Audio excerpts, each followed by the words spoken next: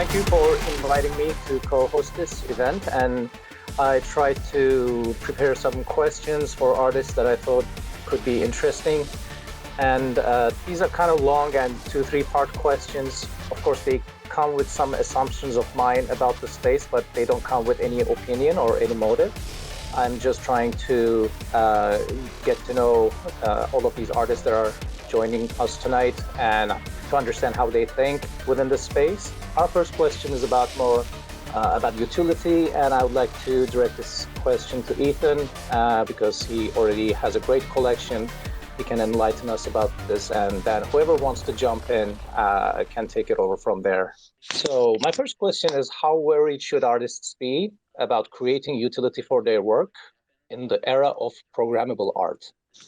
I don't think that artists should really worry about utility, but they should think more about experience. I think that there's a lot of unique experiences that can happen in Web3 because of the digital nature of it and because of all the interconnectivity. And that's something that I've really tried to think a lot about through Mechachaotic. I mean, that's basically what birthed Mechachaotic, was trying to figure out how to create a cool experience for people that were interested in collecting that kind of experience, whether that's a visual experience of seeing the stuff that I make, or if it's more involved, like reading our lore and getting involved in the creation process of all the pieces that we do, and really just molding like the direction that everything is going. And then, I mean, we did make a little bit of a game, which I guess you could count as utility, but to me that was more about the immersion of our collectors getting to know like the world in like a slightly different way, and informing that experience. Thank you. That opens up a great door, which kind of blurs the idea between the experience and the utility. Thank you for that. Anyone wants to jump in or? Sure. How you doing, Jeff? Good. How are you? Good, man. Nice to meet you. Nice to meet Neo, and truly I'm honored to be Likewise. Photoshop sent me here, and I'm excited to be part of this community. For me, as far as utility goes, I've always said art is the utility, love is the roadmap. That's the tagline for Tokyo Punks that when we launched last year, and I continue to champion that sentiment today. But over the past course of the 2 years, love being my roadmap, we have built a lot of benefits into ownership, right? Whether it's being part of the Kawaii Club, which gives you access to, for example, 1 year of free spatial account, which is worth $250, or being part of my Tokyo Pixel Pop school for kids, which is called Pixel Pop Academy. That's $60 a month. That's free to all holders, and things like that. And then we have other partners that we're adding on. And obviously, you get to like mint our next project, Bad Bunnies, at the end of the month of February for a discounted rate, and you get to be the first to do it. So there's a lot of quote unquote utility to ownership, but it wasn't what I led with. Art and being a part of the community was really what I led with. And every day I do my best that each and every piece, whether it's generative or it's one of my paintings, that it's done by me, it's done in love, and it's shared with everyone. Accessible. Accessibility is always a big thing for me. So that's where I focus, being a purist as far as art goes, and then giving benefits. I think those are the most important things for me. To add to that, just to explain my background, because in real life I'm actually a branding art director guy.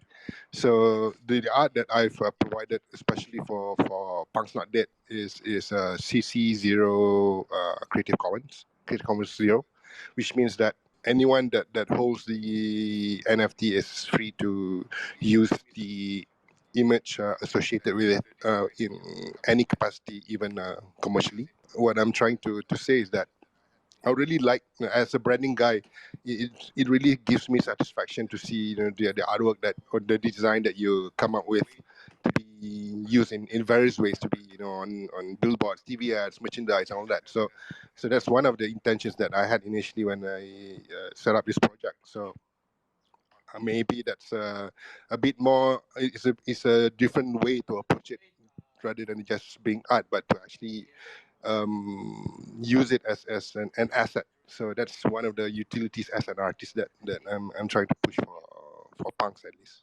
Well, that's great. Lots of different ideas, and all of them point to a very creative direction. I was checking out your Twitter today. Some of you, I just heard about it yesterday. I wasn't aware of the art that you've been doing in this space. So uh, all of you have some great works. And at the same time, I always thought that IP ownership is one of the greatest utilities with true ownership that you can get in this space. But for some reason, after the bull market hype, it kind of buried down, and the value and utility we got from these projects shifted towards more code-based staking or breeding type of mechanism. So um, I think it's a really good value that you're providing, that people can even monetize your works, right? If they buy it. That's correct. Perfect. All right. Same New in holds true town. here too. I feel like that became kind of a um, like a default almost when the apes did it and then a few others did it. But unfortunately, I feel like people aren't seeing the value in it. When the apes opened up that um, the IP rights, I was able to connect with the community and build a lot of derivatives and did really well there. So I feel like when Irman and me or any other artist is offering the IP, which is something that we've protected diligently for 20 years or so as we've been creating.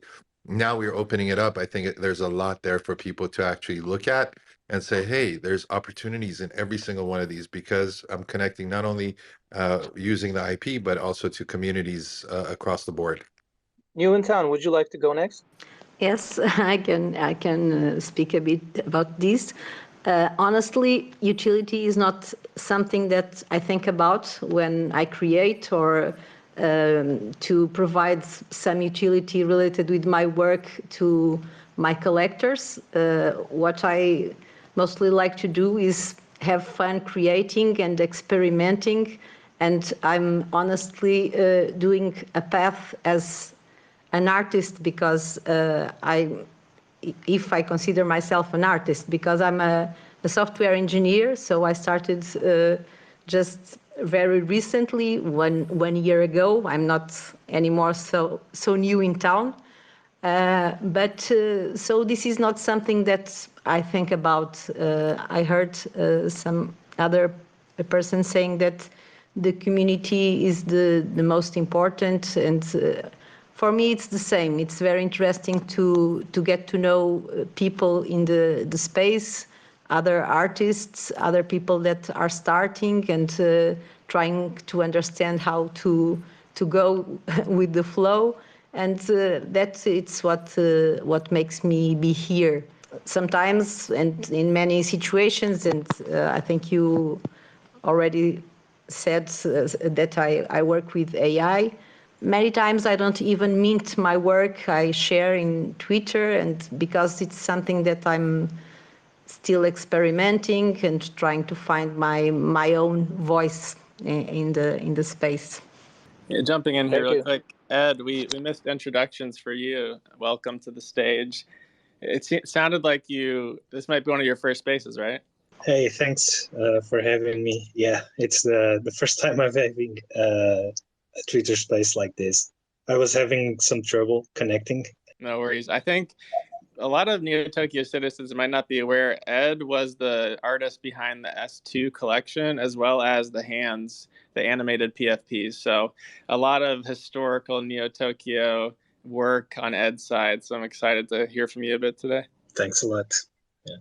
In Sabet, we missed your intro as well, but I think you gave a little bit of background on your projects, right? Anything to add there for the crowd? Thank you so much, Neo. I mean, as far as people, I don't know if they know or not, but I started out as a branding guy for 20 years, then transitioned to full-time painting in 2019. And I entered the NFT space as an artist and did quite well for the past couple of years, and then launched Tokyo Punks as my first generative project. But I call it organically generated because it was all hand painted, And then now we're scaling and expanding on that world with Tokyo Punk's Bad Bunnies and Ugly Kitties and everything else that's going to come in the next year or so. But yeah, that's the general gist of where I am. And I do a lot of other things with the community and artists. I hold the biggest NFT showcase every year called Stratosphere. We showcase anywhere from 800 to 1,000 artists in the metaverse and physical with collaborators like Spatial, Samsung, and all those other guys. So I use a lot of what I used to do as a branding guy to bring as much value to other artists, and we don't charge for any of that. We try to do everything for free and have our partners pay for it so we can showcase all these other artists. So that's kind of the small gist and run of what I do. Very nice. And then throwing one over to you, Ethan, I think one of the questions Jeff had written down here is like the design style of a lot of PvP projects has kind of they've aligned over the months where a lot of them look very similar. And I know that your Mecha Chaotic collection is one that definitely stands out as not following the trends. So I'm curious to hear your thoughts on like your style and how you've chosen to go completely against the curve and just make what you want to make compared to the style of PFPs that have come up that all seem to look the same the past few months. Well, the reason that we made Bedlam was we were thinking about it more like the collection was an art piece in its like entirety. And by that, I mean like me and my co-artist, Walter Osley, when we entered the space, we were like, oh, these generative projects like that process seems so cool. And like, I wonder what can be done with that.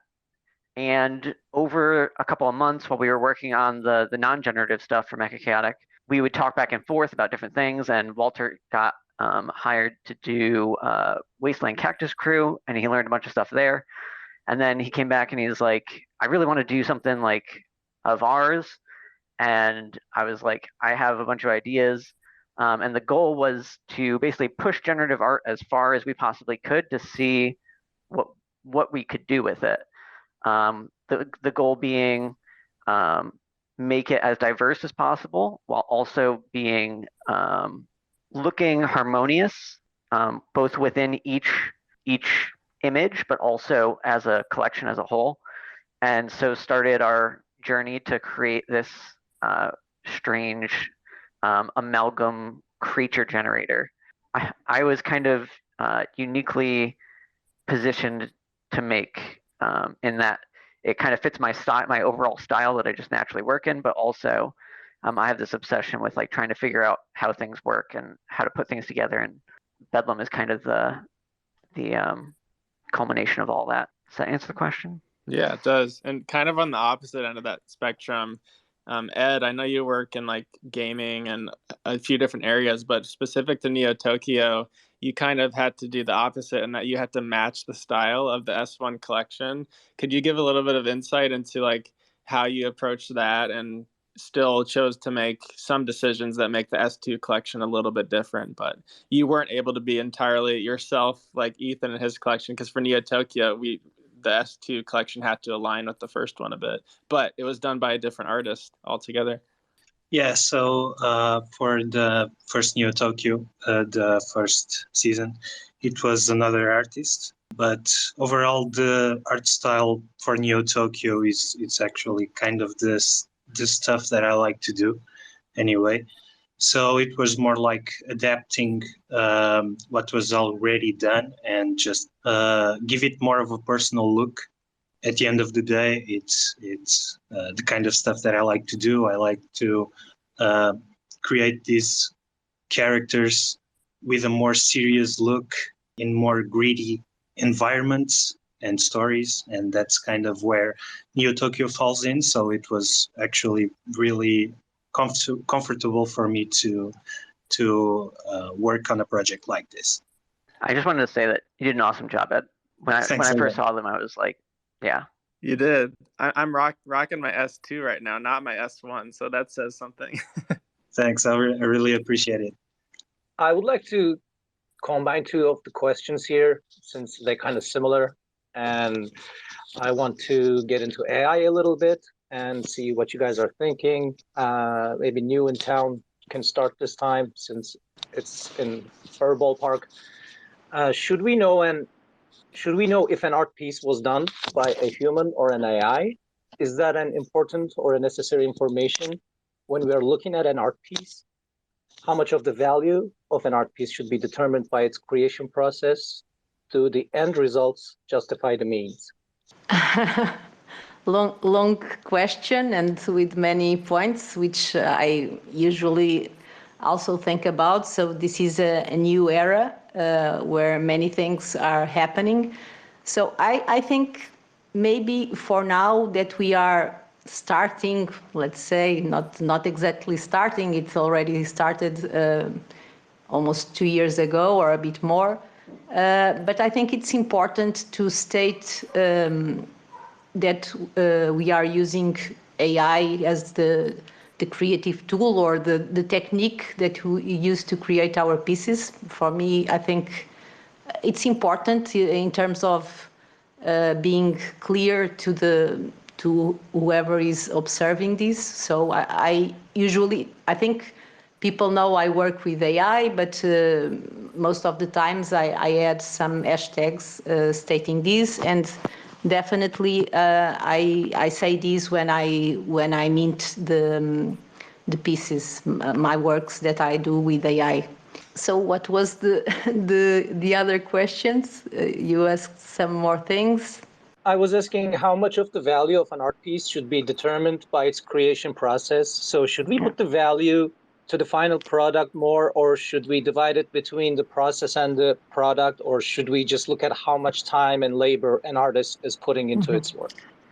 Okay, so I think we are having here a challenge with this new way of creating. And I think maybe people look at this the wrong way, that they think, okay, this is only writing something and then the piece appears, but it's not like that.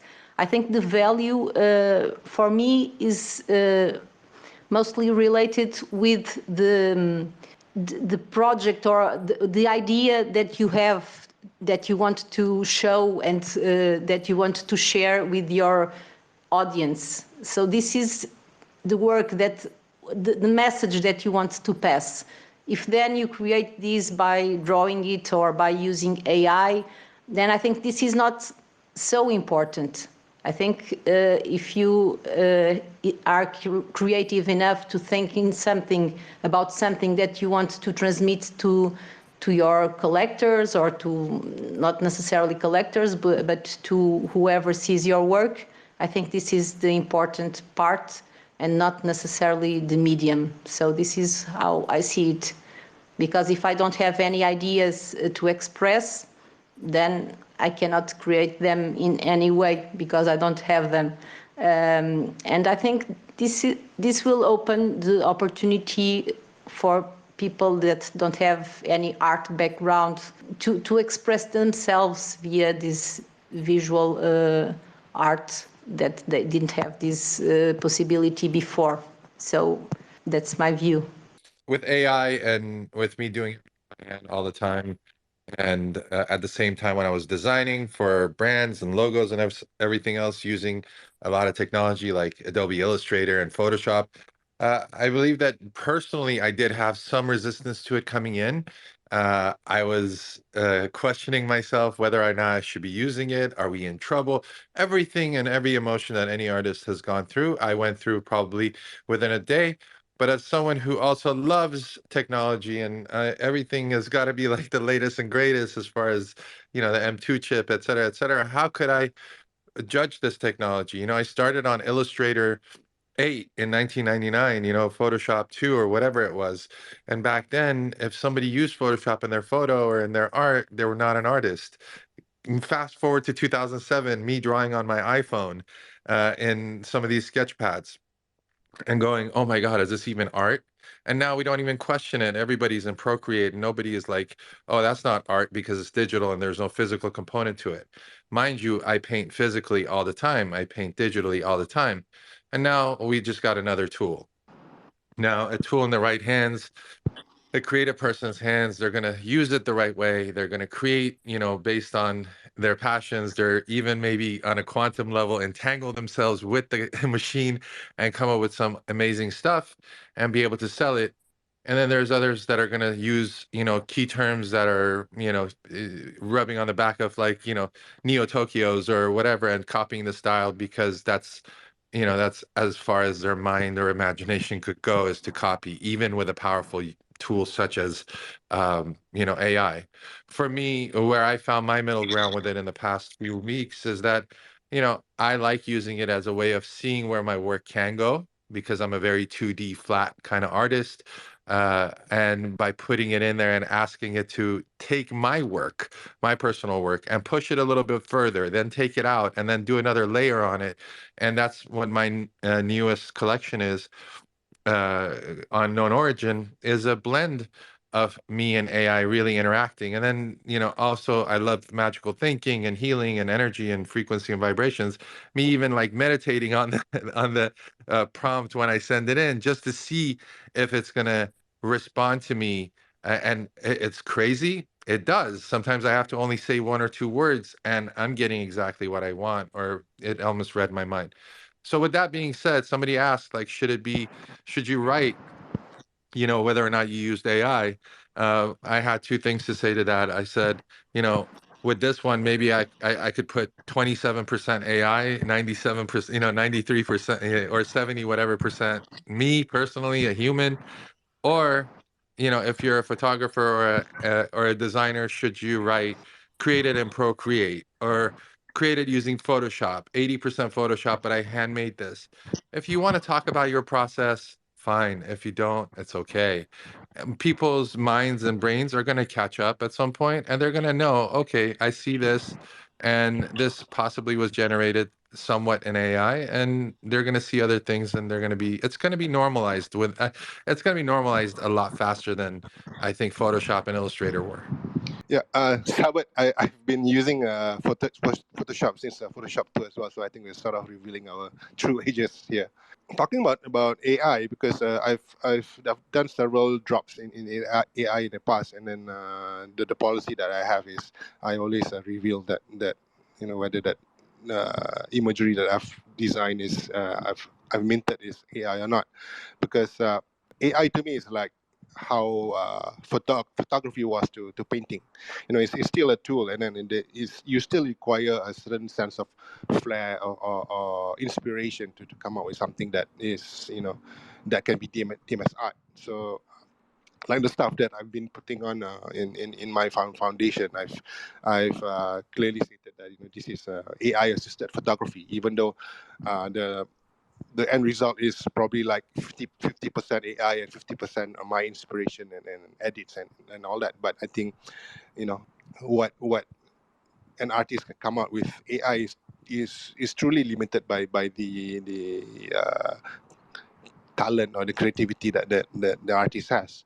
And then to add to that, like I'm actually working on another project with some clients, and then what they've done is they've created several references using AI for me to sort of get inspired from, and I think that sort of AI sort of eases the project the process of creativity and inspiration, and it actually you actually spend more time creating art rather than just being I don't know how to explain this, but it's the process is simplified so that you can actually concentrate and have more time working on art. Even though the stuff that I'm coming out with right now is not necessarily just AI, it can be pixel art or digital collages and all that. But I think AI is definitely an important tool moving forward. In the future, an important tool to gain inspiration from, to adjust your narrative into. So yeah, I'm totally pro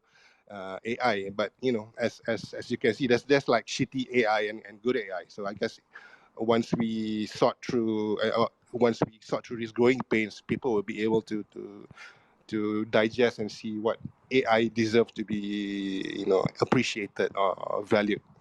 I just wanted to jump in here and say that I really like what Irman was saying about AI art being the equivalent of like photography. To go back to answer your question, Jeff, about whether it should be disclosed or not, I feel like it's it's in some ways similar to hanging up a piece in a gallery and saying this is a portrait, and not saying whether it's photography or a painting. To most people, they're going to care about whether it's a painting or whether it's a photograph. As to which is more valuable, I think that's, in the eye of the beholder. It's not really something that we can decide. It's about whoever is going to collect it, that's going to ascribe the value. It's Yeah, a non-fungible token. I love all the points you guys are making, and Irman said something really interesting. Actually, every time a new technology disrupts the market, we always afraid that it's going to take away our jobs, but usually they end up taking away the rudimentary jobs that we don't like doing, that we need to just do over and over again within a project, just to get to the final product. So usually it leaves us the creative part of the projects, and we just use them as mules. I mean, some of us at least, if we're not primarily doing art with AI, of course. So Ethan, I think AI is really threatening you here, because it is starting to produce really detailed illustrations, and I would like to hear your take on this, please.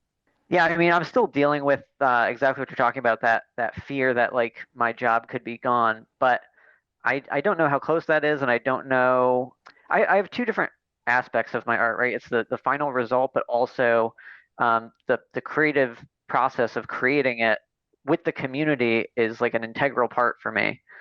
And I think that you can't replicate that with an AI as of yet. And even if you could, in order to get that same experience, the AI would also need to have the voice and the knowledge base to have conversation about whatever we're talking about at the time, or whatever jokes we're making about during the creation process.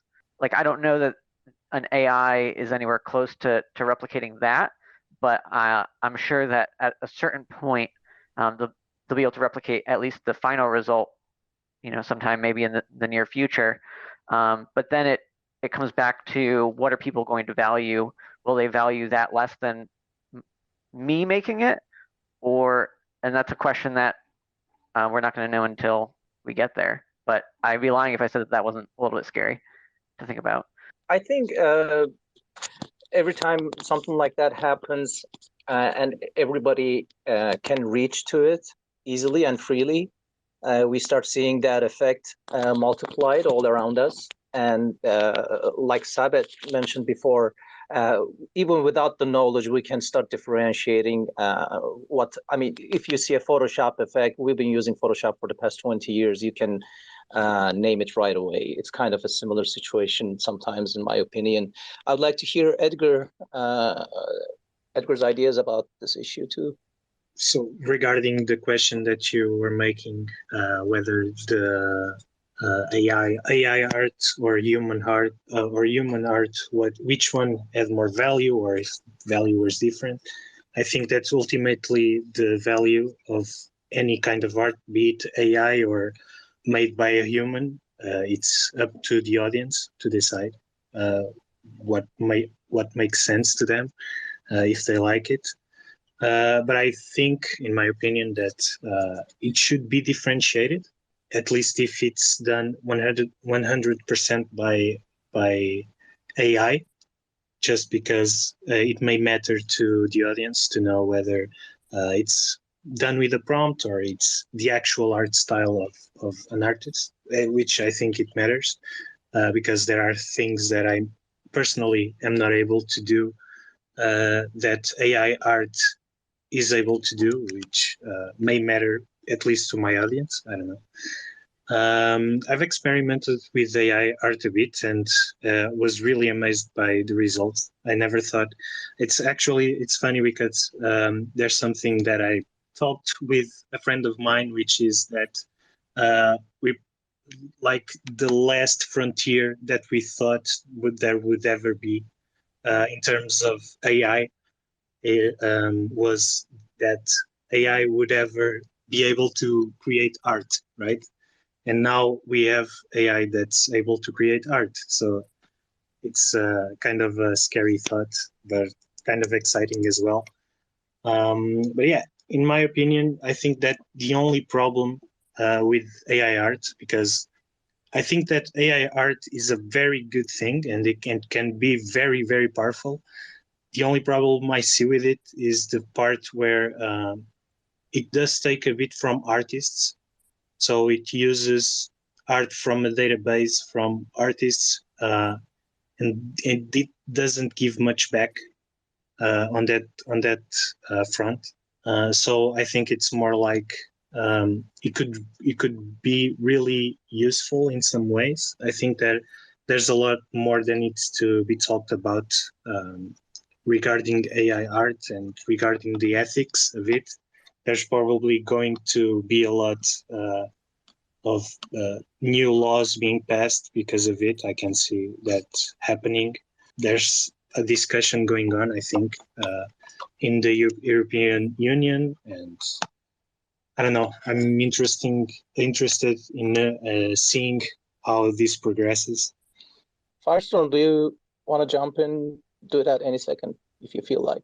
Yeah, I was just going to ask Ed's perspective on if he's used AI in any of the game design he's been doing. I think your game is called Kingdom Blade, and you're the only artist on this panel that is designing a video game as far as I know, but have you been using it in that process at all during game design? Not really, actually. I started doing the art for that game in particular before AI was at least popular like it is right now. So it's actually everything is done by me, but you never know. I've been looking into 3D AI art. I find it very interesting. I've seen some artists like creating a blocked out character with not much detail given to it, and the AI picks it up and just gives it all the detail that it's needed with really good 3D forms. And that's something that I could see myself using for game development, because it just would speed up the process so much. Something that I find interesting as well, again in the realm of 3D, is 3D textures. There are a few tools out there that enable artists to just create, like for example, a 3D house, and the AI is able to create a full texture for the house, and I find it really interesting. And I think that's the most powerful thing about AI, is that will enable artists to create a lot more in much less time, and I think that's really cool. Great points. At the end of the day, it's all about the story that we want to convey, and the shortest line we can draw for our idea to that story is the best way. Some of us can write, some of us can draw, some of us can't, but we still can have great ideas. And each new technological advancement is including more people into the art world, and so we can know more about their creativity and ideas. I think we are closing to the end, probably in 15 minutes. And I had a final question. I think it's a good time to throw that in. In a future world where there are extraordinarily talented humans, which we already have, and superb digital tools and AI that's capable of dreaming, what will be left to explore in terms of art? When execution can't be done any better, or machines can even feel, what will we be searching for?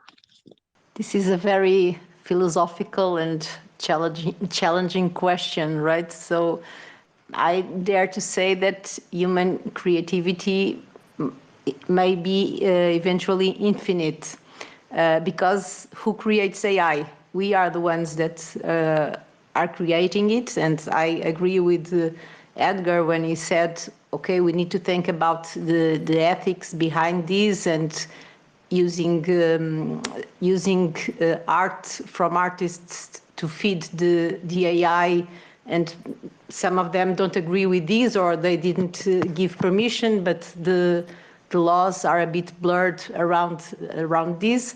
But I think having all these different styles, all these different creations from centuries ago until modern times, enables to have new things that we never imagined before. So I think it was Edgar's, I don't remember, saying that, okay, he was talking with a friend and they said art was something that AI probably would never be able to do. So we didn't dream about this in a very recent past. So it's difficult to imagine what is to come and how will be our future in terms of art. But I guess new things will come. I don't know what. I cannot imagine that. This is the end. Yes. I think I have an opinion on that, because I think at the end of the day, regardless of the method that you churn your creativity out, right? At the end of the day, it all depends on the narrative and the idea, because I think you need that fantasy, that escapism, or that affinity to belong to a group, to an idea, in life. So regardless of the method of it being created, or the medium that it is in, whether it's pixel art or PFP, or digital collages, or even like movies and music, as long as the output connects with people, as I said earlier, the fantasy, the escapism, the affinity to belong in something, I think that there's still grounds to be discovered and to be explored. AI or not AI, or the tools that you use, shouldn't be a deterrent to the end narrative that you want to convey. So I think that will stand throughout the test of time, as long as uh, humans desire for creativity, and the need to output that creativity. That's my opinion. So yeah, I think it's a really interesting question. What we may be exploring in the art in the future. Probably we will delve deeper into other forms of art, into different forms of art. We may very well discover new forms of art that we can't really dream of right now. Video games, for example, were unheard of as an art form 100 years ago. Yeah, in my opinion, currently video games are one of the most expensive art forms there are. We couldn't have thought of them as even existing like a couple hundred years ago, right? So that's probably what's going to happen. There are going to be new art forms that will just show up, and people will enjoy and join, and that leaves some excitement for the future, I guess. I was just going to say, like, in this, in my opinion, a dystopian future that's described by Jeff's question, with an AI that can dream and create, and we don't have any need for humans to be creative to show to other humans. I think that art is going to probably serve the purpose of exploring, internal desires, whether that's expression of emotion like some people do, or curiosity of forms like other people do. And I think it'll be turned a lot more inward than it might be right now. Yeah, I completely agree with that. I think it's probably what's going to happen is people end up expressing themselves in a more profound way. And who knows, maybe even commercial art will be more dominated by AI, and maybe more deeper forms of art, like you were saying, more personal forms of art will be dominated by humans. Guys, I mean, even right now, you have the ability to write prompts, but painting is an action that puts me into a certain type of mindset, or connects me to source, or puts me in a spiritual connection to God, or whatever it is for people. It's a healing process. That action and process of painting, drawing, doodling, whatever it is that you do, is not going to go away just because there's a machine that can do it better. So at the end of the day, each and every human is going to want to paint or draw if they want to draw, or if they want to play the violin, or whatever it is. I mean, there's synthesizers that have been out there playing the violin better than anyone for decades now, right? Or whatever instrument, but we still want to see somebody play the violin for real. So with that being said, I think art's always going to be a gateway to connecting to source. It's an action that we have to take, just like meditating or brushing our teeth or walking. And whatever computer that comes, a supercomputer, quantum computer, it'll just show us another window of how we can get there faster. That's all. Thank you, guys. I personally always thought that we are most curious about ourselves, about other humans, and about the lives that they live. A great anecdote usually makes people listening to it jump in and share their similar anecdotes. And I think that's what we're going to be looking for always in art. And even the machines can dream and feel. They're not going to be living a life. And I think that's the basis of interest that we're looking for, at least from my perspective. If anyone wants to make some closing remarks, any other ideas, I think we're almost done with the hour. We have 5 more minutes, so please feel free to jump in. And also, please, everyone, follow all of the speakers here. Check out their art. All of them have very different styles and different medium, and all of them are really great artists. And yeah, and if anybody wants to hop up on stage, if you have any opinions on what we've been discussing, feel free to raise your hand. While we wait for that, I just wanted to extend an invitation to anybody up here or who's listening who wants to collaborate. Hit me up. I love collaborating. I think it's the best way to find new creative resources to pull upon. Same. On my side as well. I've been working on several collaborations. So if you, any newer or even established artist wants to work on something, please follow me and give me a DM. I would like to thank Firestorm first for inviting me to co-host this event. I would like to thank all of the artists that joined us tonight and shared their valuable insight. Sabet, you sound like a brother from another mother, especially on some of the questions. And I pretty much agree with all of you guys said. And I think we are looking at a bright future. There's no need to be scared of anything. We're just going to take what we have and take it to further grounds going forward. And again, thanks to all of you and thanks to our listeners. Yeah, each week we have a different topic, different focus on these episodes, so feel free to tune in. This was very refreshing, I think, because we didn't even get into like blockchain tech, just talking about art in general, which is amazing. And we have a creatives division inside Neo Tokyo that has a lot of talented artists within it. So if you're interested in working with Jeff and other talented citizens we have, yeah, and if you're already at Neo Tokyo, I guess just hop it down to that category in the Discord, and if not, reach out to any of us if you have any questions. These go up on Spotify and YouTube, so if you need to watch a recording, if you have to hop off at any point, check it out there. But we'll see you next time. This has been Neo Tokyo Interlinked. Talk to you later. Thank you for having me as a part of the show. Yeah, Grand thanks, guys. Rising. Thank you. Thank you, guys.